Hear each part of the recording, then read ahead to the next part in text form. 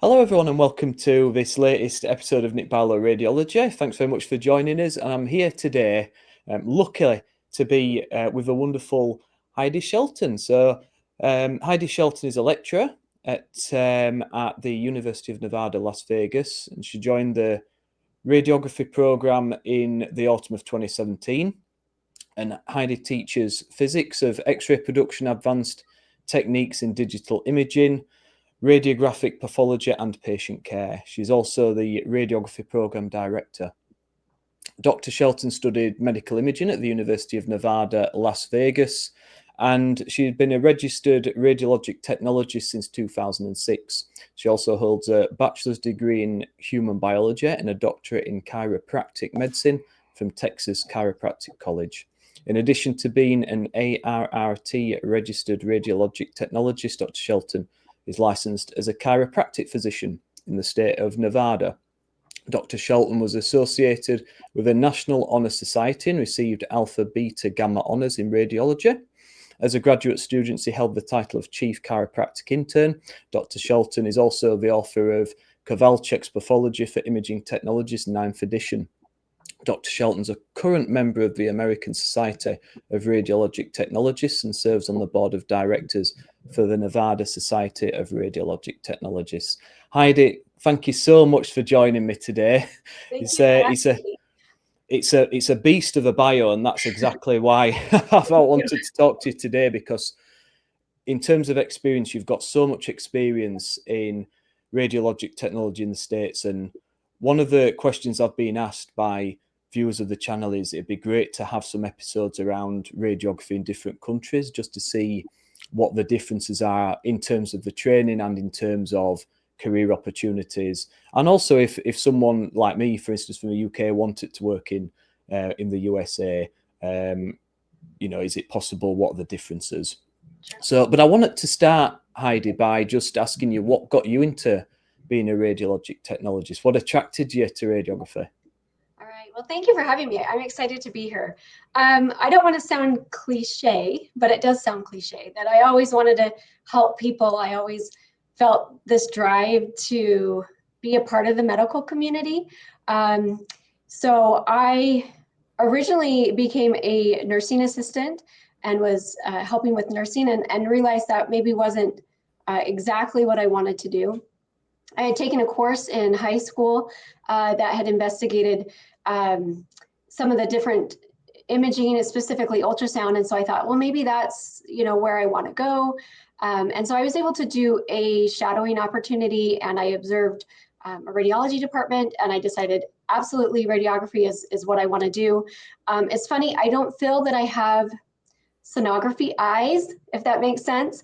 I have a hard time reading the sonograms and understanding what's going on there. So I definitely was, more attracted to the radiography portion. So that's kind of how my interest was piqued, and I got in. I then started school in the early 2000s and graduated as a technologist in 2005. So I've loved this field for 20 years now, and it's just been kind of become my passion. But you're not the only one there with regards to ultrasound, because when I look at them, all I see is grey dots and blobs. I have no idea what's going on. So yeah, you're not alone there. What I'm interested, Heidi, to going into the qualifications and the teaching aspect of things. What qualifications do you actually need to become a radiologic technologist? So in the UK, it's a 3-year Bachelor of Science degree. There are apprenticeship routes now being developed as well. So there's different routes there. But how does the training look in America with regards to radiography?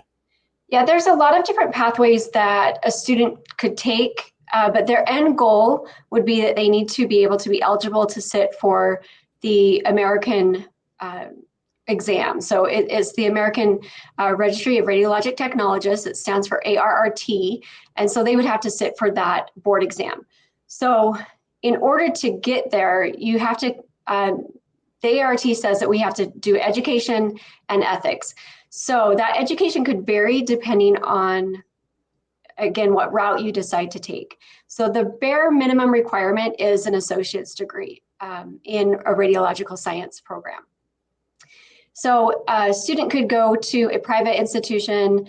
There are some hospital-based programs as well as a university program. And then there are other routes. My university, we offer a bachelor's degree. And then, of course, there's different master's levels degrees as well. So again, the bare minimum would be an associate's in order to be eligible to sit for that national registry. So, you know, there could be different pathways. I feel that a baccalaureate gives the students more opportunities for leadership roles. It does give them more of a robust education, but it's not necessarily required. Yeah, it's interesting. So there are, I mean, it's good that there's different routes into it. How long would you say it takes to complete the training program? So if it's in a 2-year associates, obviously it would be a 2-year program. Right. For us, and I can only speak for what our university offers, but because it's a baccalaureate, they would do 2 years of general education courses, and then they would be entered into the radiography program and then complete 2 additional years specific in radiologic technology. For us, it looks like the first year for our students, they would be doing mainly didactic work. So they would be at the university with us, and that's where they do their radiation physics, radiology, or the biology classes, the anatomy, positioning courses, pathology, ethics. That would be all kind of in their first year here at the university. We also do physics lab and X-ray positioning lab as well. So we have 3 energized labs where we're able to replicate the clinic environment and you know, have our students kind of practice before they go out to their practicum. And then our second year is mainly their practicum. That's interesting. So it's kind of split then, I guess, isn't it? So the first year is all about grounding the theory, the foundations, and then the second year is mainly all practical. Yes. And I guess that kind of it's kind of similar in a way to ours. I mean, ours is over 3 years, but there's very much it's very clinically focused, which is fair enough because it's a practical job. But I guess as you get from sort of first to third year, the amount of clinical increases. We still need a certain amount of theory because it's a degree, of course. Right. But it's quite heavily clinically focused. Right. So I mentioned our students do probably about 10 hours of in-classroom work that first year. But then out at clinics, they do about 1,300 hours of their clinical practicum. So, I mean, it is significant clinical experience. Yeah. And do they go to one hospital site or do they rotate? So the ARRT does not have any parameters that they must do particular things as far as rotating through hospital sites, but they do have their competencies that they have to get. And so that does mean that students need to have a wide range of exposure. So because of that, we, at my university, we have them do 2 hospital rotations and then 2 outpatient clinic rotations. And those outpatient clinics are specific radiology clinics. So they would just be doing imaging studies only at those outpatient clinics. So we have in our valley quite a few large hospital systems and outpatient clinic systems. So they're rotating through very large trauma hospitals, specialty clinics, pediatric hospitals. So they really get a robust education. Excellent. And what I love to hear as well is you've got an element of the simulation in there as well with with those practice rooms. That's kind of coming more to the fore in this country as well. We're starting to see some virtual reality coming into it as well. But there's a lot of simulation in taught in the universities trying to prepare them for that. Because you can give them the theory, can't you? But really, it's trying to build up those practical communication skills. You know, how to deal with certain situations. Well, and that's why clinics are so important, because as much as we try to replicate scenarios and situations in our labs, there's no way that you can replicate a patient that has come in through trauma, that's on a ventilator, they have to go to clinicals in order Yeah. to really get that live experience. But we try to prepare them as much as possible before they get out there. Yeah. And how much would it cost to go through a training program? So again, that ranges greatly depending on if it's a 2-year program with an associate's degree, a 4-year with a baccalaureate degree, and then if it's a private institution versus a state institution. So it could be anywhere between $25,000 to maybe $80,000. Okay. For my university, it's approximately $40,000 for the 4-year program. Yeah, so it's quite a lot, isn't it? I guess it's investment, but again, that's quite different. When I trained, because it was linked to NHS and because you were working, they kind of saw that as free labour in a way. Mm-hmm. So our degree was funded for us, but now that's changed. So now people are having to pay in the UK to sit the course. I think it works out about 9,000 a year, something like that. Okay.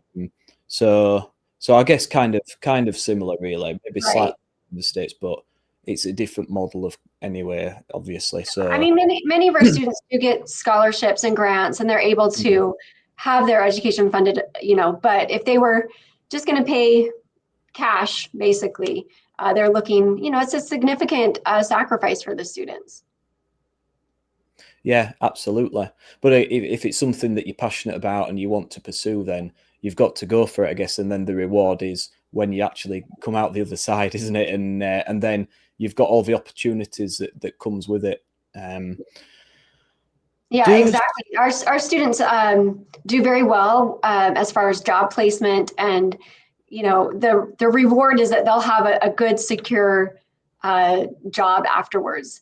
I don't know how short-staffed you are in the UK, but at least in the US, we need a lot of great radiographers, especially in general radiography. So our students coming straight out of the university usually will have a job offer or multiple job offers.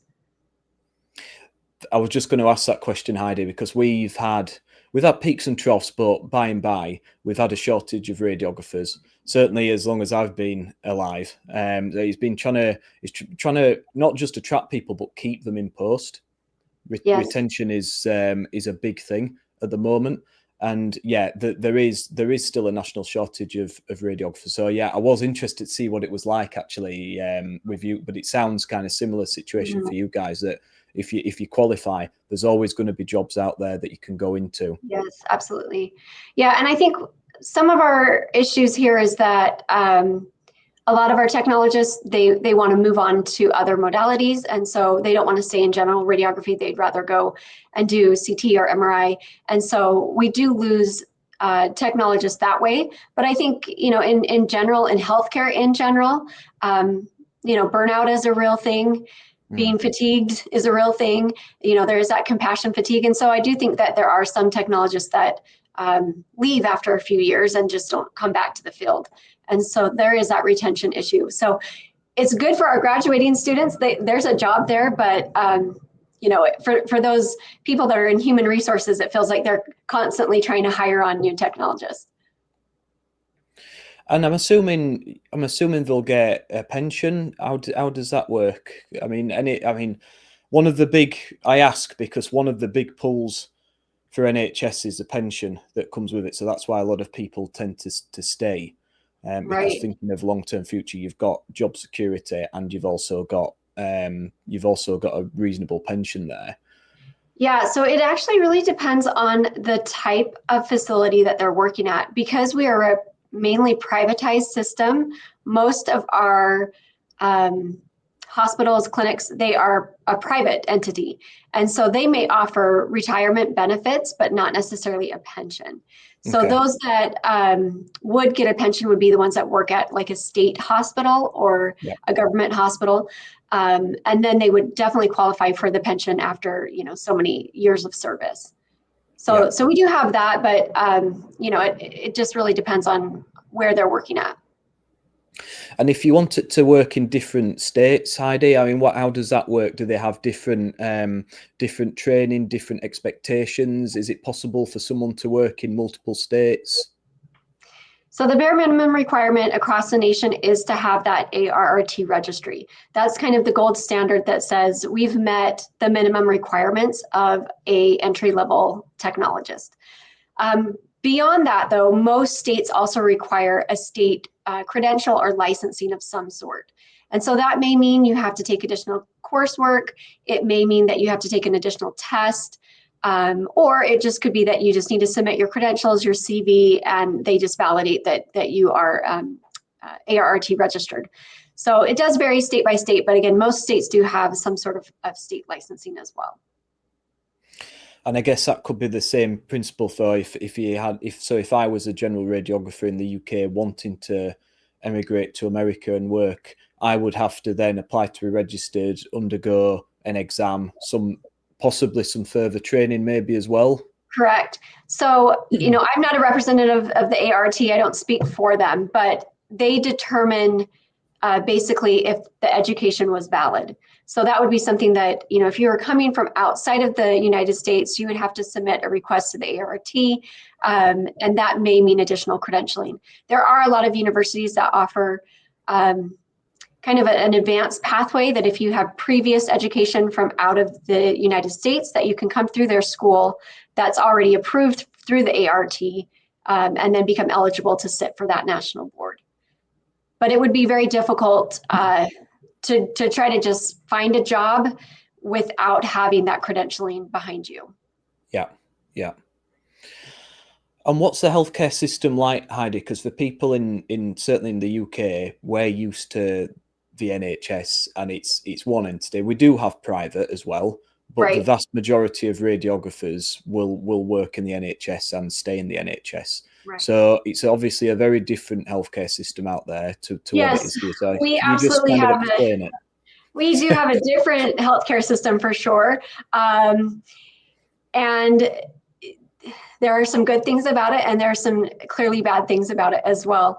But we are largely privatized, which means that majority of the patients out there are paying for their own health insurance. Now, majority of that comes through their employer. So if they were employed at a business, that business would offer them the health insurance, and it would be paid through that business. Yeah. Then we do have a small selection of folks that are on national or government health insurance. So we have Medicare, and that's for folks that are over 65 or those with disabilities. We have Medicaid, which is low income families and children. And then we have those that are prior military, we call that veterans, so VA, or through TRICARE, which is an active military. So we do have some that go through government insurance, but far and wide majority of the people out there are on a private health insurance. And so it does make it a little bit difficult as a technologist, because a lot of times their exams have to go through what we call pre-authorization or pre-approval before they can get them done, to make sure that their insurance company will pay for this. And then it's not a one size fit all kind of thing. So if a patient came in and said, okay, I need to have a 3-way abdomen done, how much is that going to cost? I can't say what it's going to cost, because it's dependent on what insurance plan they have and what their insurance will cover. And so there isn't a blanket statement of, healthcare cost. And some plans are much better than others. And so it's not unlikely for a patient to leave still owing thousands of dollars to the hospital because of the fees that they incurred and what their insurance pays and doesn't pay. So because that, there is a large separation of health equality across our nation, where some folks who are better well off financially can afford better care. And those that aren't so well off, they tend to not have as much care or the quality of equipment. Maybe they have older x-ray equipments, older scanners. And so they're kind of missing out on that kind of things as well. So So the good size is that we have some of the best emergency care in the world. We have some of the highest technology in the world, but not everybody can access that. Yeah. And I guess for Rad Techs, it's one thing I've noticed the difference in the UK between NHS and private is the radiographers that work in private, there's a lot of paperwork involved in the role. It's not just a case of, like we used to do in the NHS, you get it's patient in, patient out, and it's all practical. It's all Right. X-raying, apart from maybe that in the X-ray request. I would imagine, and correct me if I'm wrong, but a lot of the work there is around the paperwork, making sure that you've got the right Yes. paperwork for the insurance and everything. It's not just about the X-raying, is it? Correct. So unless a patient is coming in through trauma, obviously if you were in a horrific motor vehicle accident, we're not going to check your insurance. Yeah. We're going to take care of you, save your life, make sure that you're stable. But Yeah. otherwise, the paperwork always comes first. So they're going to make sure that you're covered, that your insurance will pay for this, that you've paid out of pocket deductible if needed, before the examinations take place. So that can be frustrating for a lot of patients because, well, for example, just for me, myself personally, we needed a prescription, and I kept calling the pharmacy saying, where's this prescription at?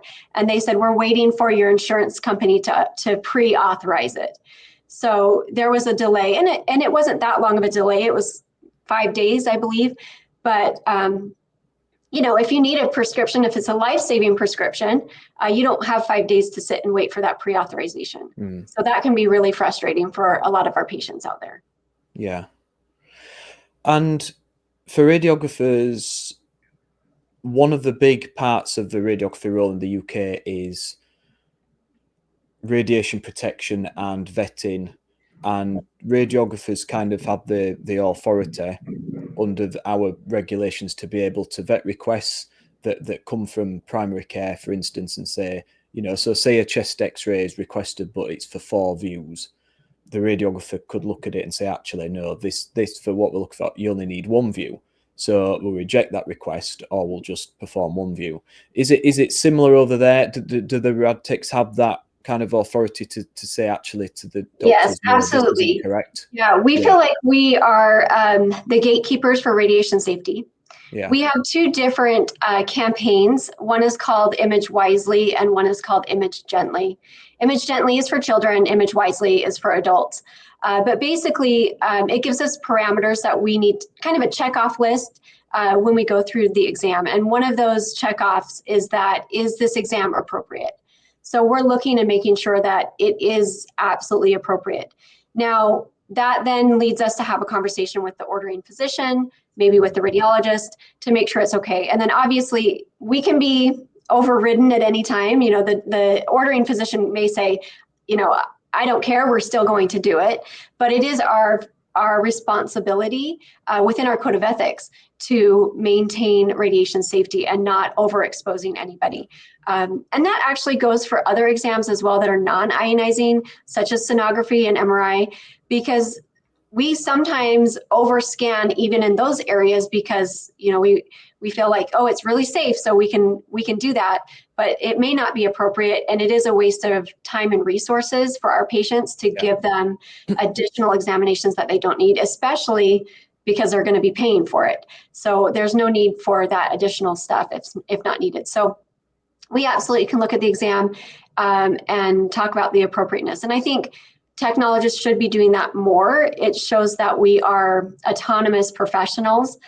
Sometimes, and I don't know if it's the way in the UK, but especially for us here, I feel like sometimes we're just seen as pushing a button and that we don't really understand anything beyond pushing that button. We don't understand pathology, disease processes, radiation safety, anything like that. And so for us to be able to go and speak to an ordering physician and say, I know you're looking for this pathology, but really we should be doing this image to see that. It really just makes us seem like, okay, you're a professional, you know what you're talking about. You've actually been educated in this. And so it's really important for us to advocate for our patients that way. Well, not just button pushers. That's the phrase that we use a lot. It's yeah, and that culture's kind of changed in the UK over the last 20 years or so. There's been a big shift in role development and responsibility, and as a radiographer, you're taking X-rays all the time. You know, you're in the best position to know what's going on in terms of the best views to undertake, in terms of, you know, even commenting on pathologies, abnormal appearances. So and the clinicians are kind of are accepting of that now, and do utilize radiographers a lot. There is a lot of respect for radiographers now, and as I say, if an examination is deemed inappropriate and the radiographer was to reject that study entirely, then there would be no comeback at all. That's the final word. So yeah, so not just button pushers. There's a lot more to Rad Techs and radiographers than that.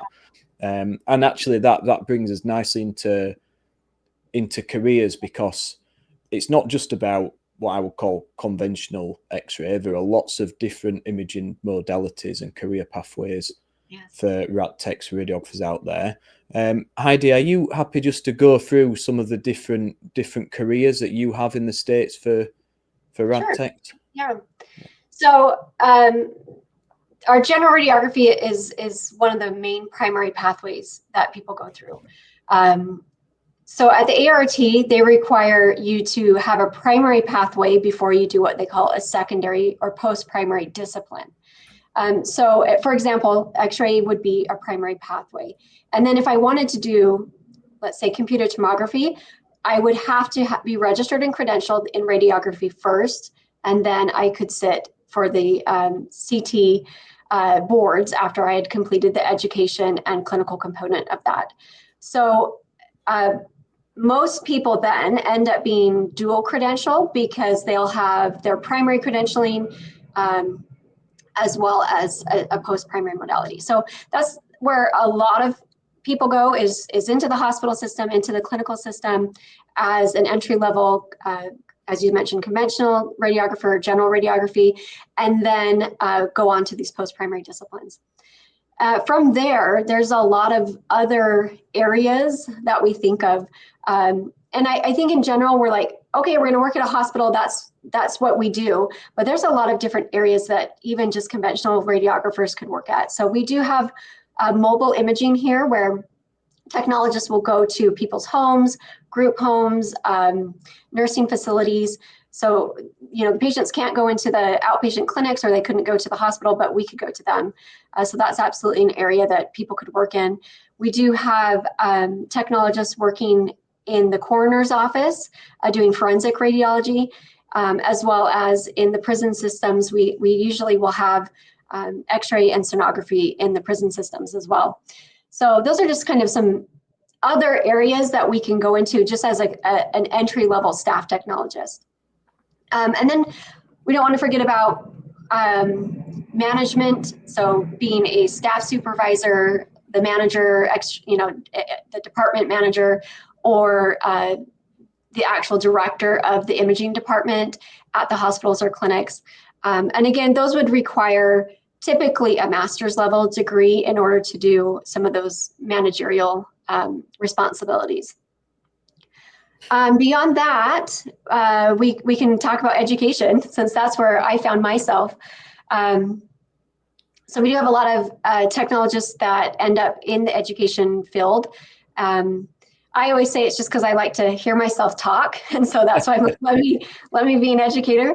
But you know, there are some people that just have that passion, that they want to work with the up and coming generation, and they want to be with those student technologists that are still really, really excited about imaging and what we do. So I found myself here. Credentialing behind that, typically you'll need a master's degree or higher to work at the university.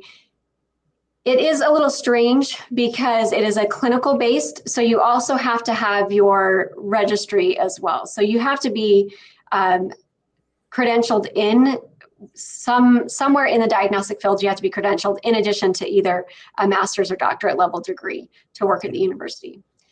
So that's kind of Yeah, some of the pathways that people will take. And then of course we do have students that will then go on to maybe a different area in healthcare, but that correlates a lot. And so we do have physicians extenders, which we call physician's assistants. So a lot of our students will go on to that, or they could do the radiology assistant as well. So that would be an advanced master's degree for those students that choose that pathway. Brilliant. I want to talk a little bit more about advanced practice out there, because that's my that's always been my interest, is advanced and consultant practice. I always loved conventional X-ray. I never left. In the UK, it's become more and more part of the radiographer degree to do CT, MR, and they're all kind of merging together in a way. And you apply for these posts separately, and you're either an MRI radiographer or a CT radiographer. But in the training, there is an expectation that you're coming out of there and you're able to perform certain basic scans. But I've always stayed in general X-ray, just because that's where my interest lies. I'm just interested, Heidi, as to the transition from being a Rad Tech into education, because I did a video earlier with my wife and one of the one of the lecturers at Leeds University, and one of the things that they talked about was the difficulty in transitioning between working in hospitals and then suddenly going into academia and acquiring all those new skills. How did you find that transition? Yeah, it is challenging because my education was not in teaching, and now suddenly I'm teaching. So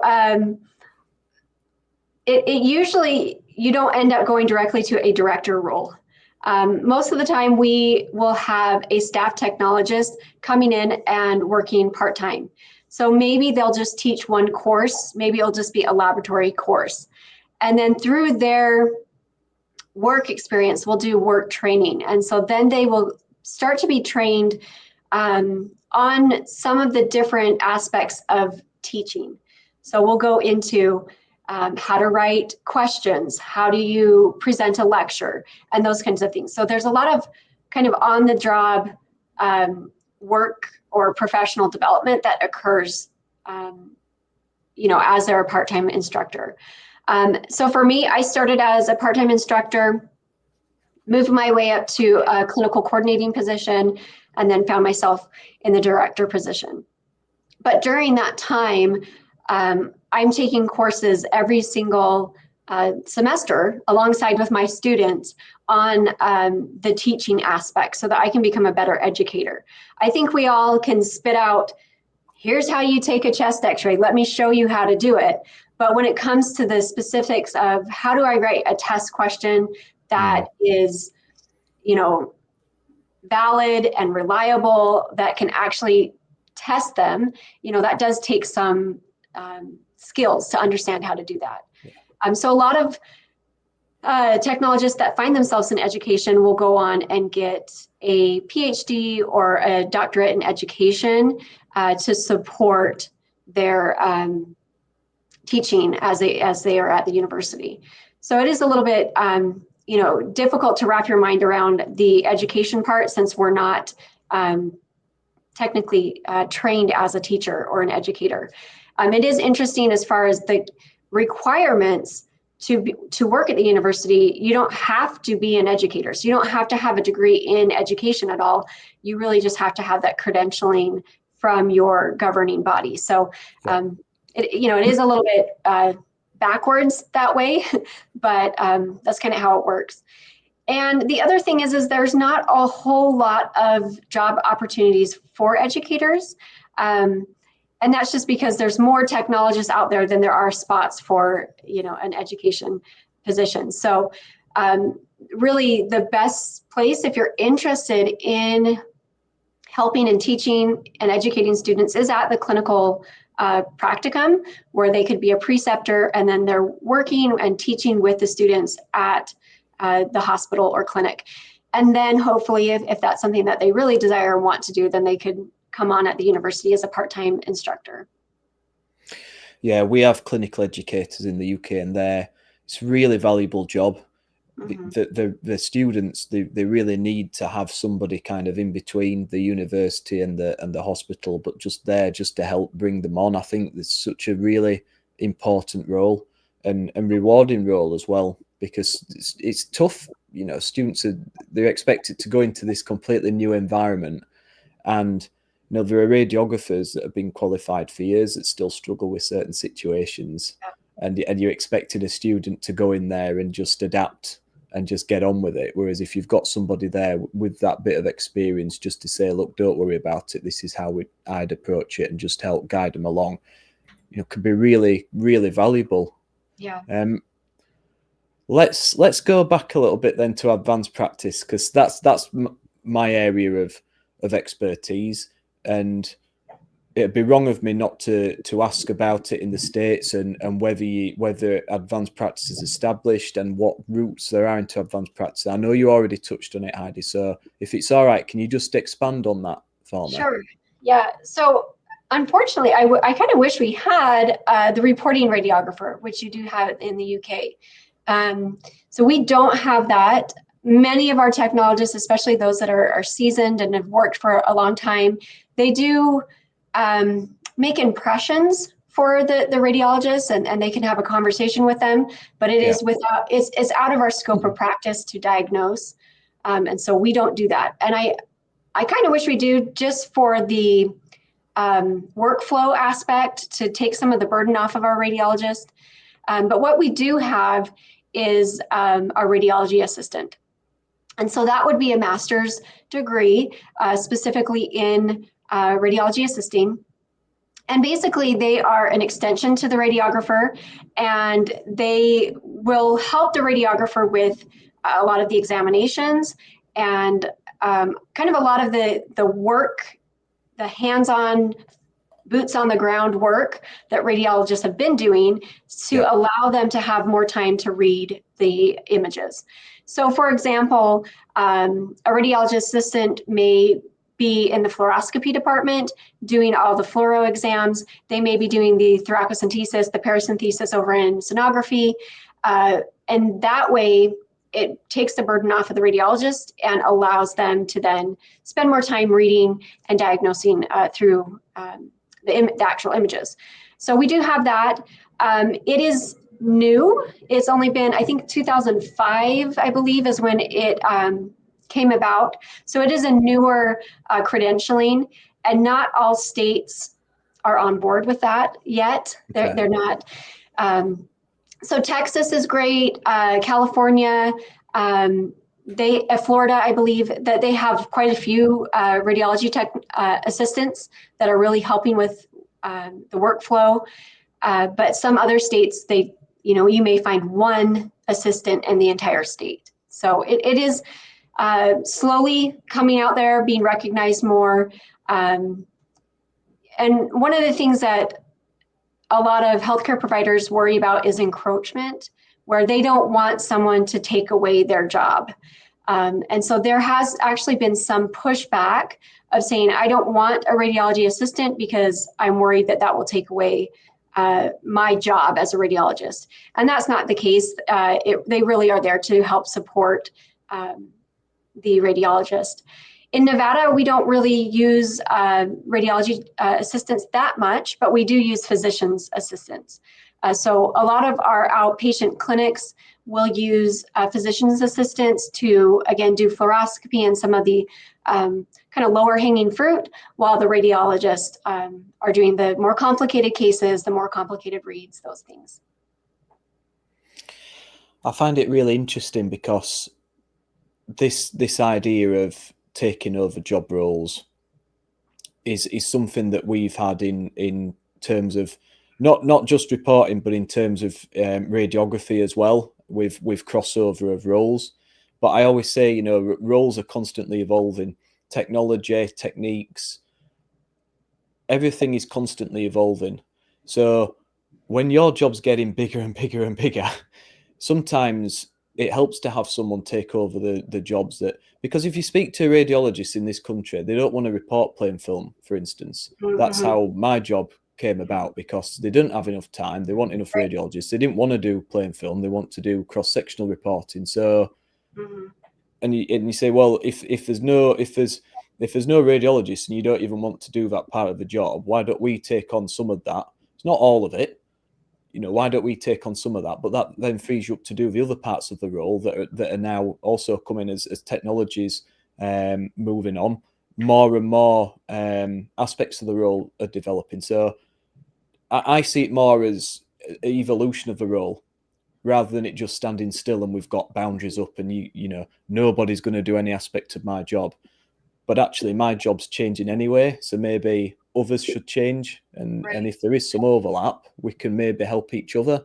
And that's Right. kind of how my role has developed in the UK over the Well, and I last think couple of we decades. can kind of be selfish a little bit, where we're thinking more about us than the benefits that the patients receive by allowing for quicker, more efficient care. We do have a radiology shortage, a radiologist, excuse me, shortage as well. So not just our radiographers, but our radiologists we need more radiologists. So just allowing, like you said, more people to help, more people to take on that load benefits our patients. Yeah. So, we shouldn't think it as, they're taking my job. No, they're well trained, they're educated, and they can do it. I always say, who's benefiting from this scenario. So if nobody's allowed to help you with your role, you're not benefiting.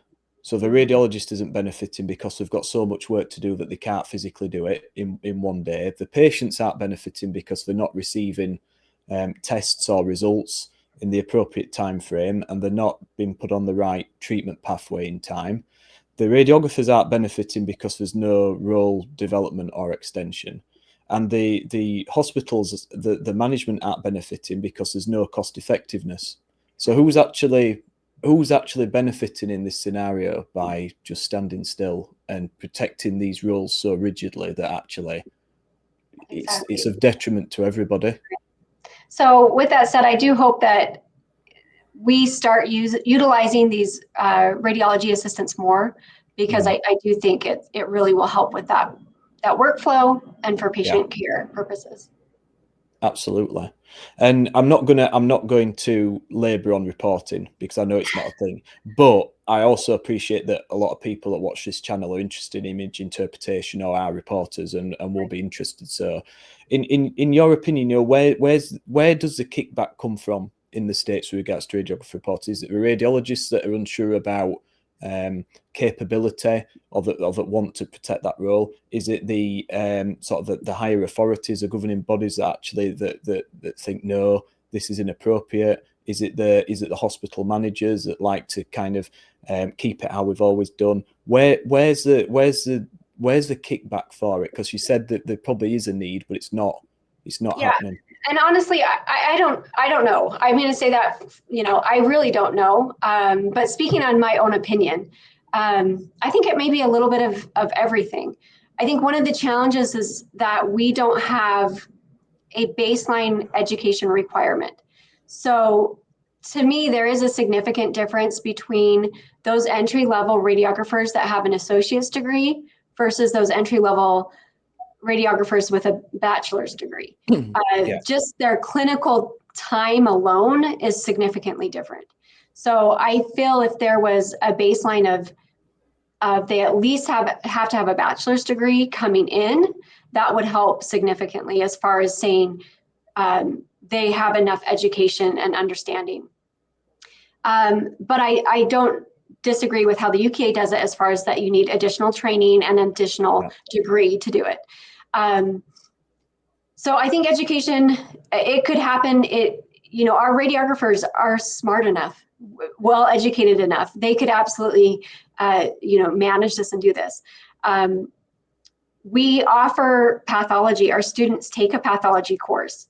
And pathology is important for our technologists to know and understand. Not only does it allow them to select the correct parameters as well as the correct exam itself, But also when you talk about protection, you can protect yourself, you can protect the patient if you know what the disease is. So pathology is important. So our students are already leaving with an understanding of pathology, what it looks like, what it appears like on the exam and on the images.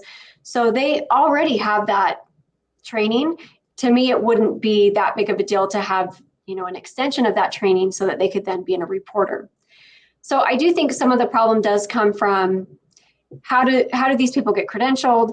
And is that something that a radiologist would want? Do they want to share that responsibility with a technologist that's not a physician? At least in the United States, physicians are seen and respected a lot higher than kind of everybody else. So sometimes we're not respected the way that we should, especially for the education that we do have. So I do think it is a mindset change a little bit with the radiologists to accept that these technologists know what they're talking about. And that's just kind of been a constant battle, even going and talking to, you know, maybe an emergency room physician and saying, hey, I know you ordered this, but it really should be better this way. Sometimes it takes them a while to realize, yeah, that person knows what they're talking about. They may not be a physician, but they actually have the education and knowledge behind them to be able to speak and advocate for this patient. So I think it really is changing mindsets to allow this to happen. I mean, this is exactly what it was like in the UK 30 years ago. It's a cultural shift. I think one of the key things for us was getting the radiologists on board with the training. So we had that postgraduate training but just the same principle that we were talking about with the radiographers and not being able to replicate just in theory. It's okay learning in the classroom about all these things, but actually it's important to sit alongside a radiologist in a reporting session, working through a list and seeing how do they compose the reports, how do they systematically review the X-ray, what are they looking for. So it's a whole package, and by having the radiologists on board and being involved, they then in turn knew that the reporters were being trained to a good standard because they were training them basically. So it was a case of working together to. You're right. They absolutely can do it. There's no question about that. I mean, we've proven that in the UK, and there's a lot of research out there now showing that radiographers can report to the same accuracy as radiologists. What they've got to think is, you know, this is just a small niche area of role. The radiologist role is so vast. This is just one small part of it, but it's a part that we can be involved in and help them. It's about helping. It's not about taking it over. It's about helping and just freeing up some time for them. So I think if it were ever to come in, the radiologist should be involved in it, should be leading it, should be. And I know that everybody's busy and it's easier said than done to have that time.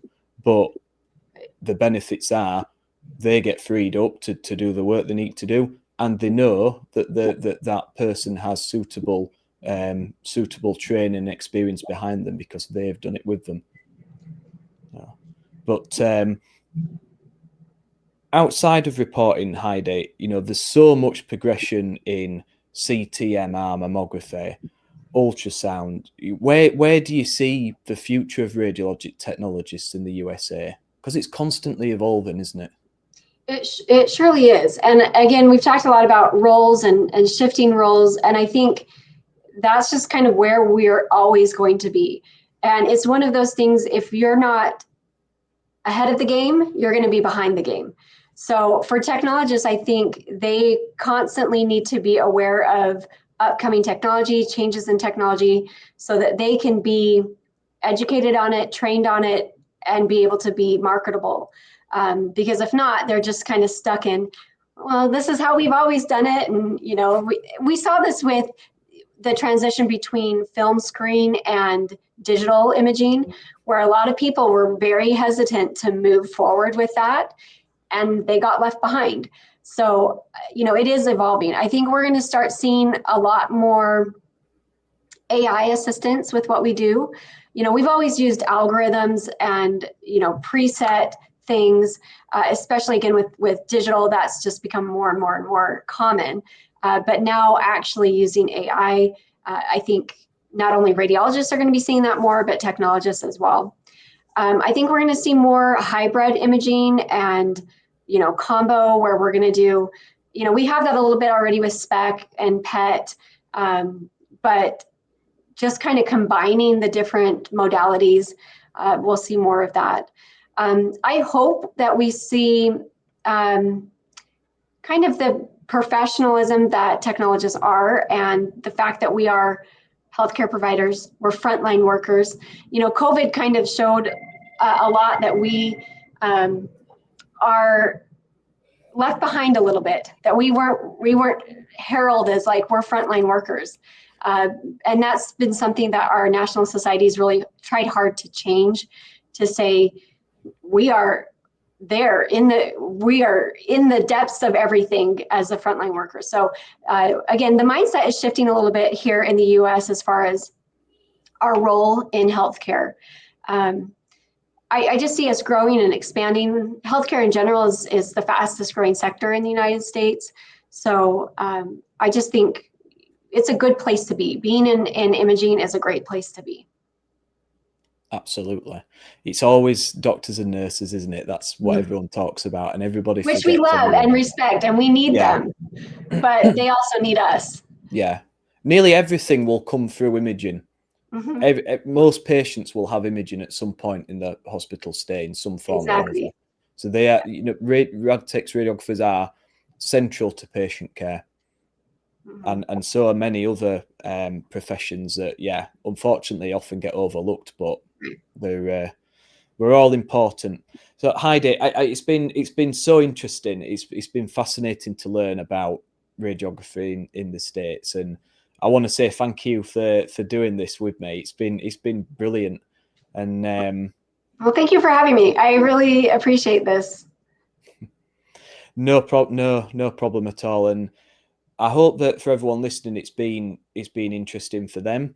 There's no more questions from me really, unless there's anything you want to ask me about UK radiography. But I'm hoping that everybody listening has gained some really useful information. Whether you're considering maybe working in the States, or you just wanted to find out some more information about careers and advanced practice.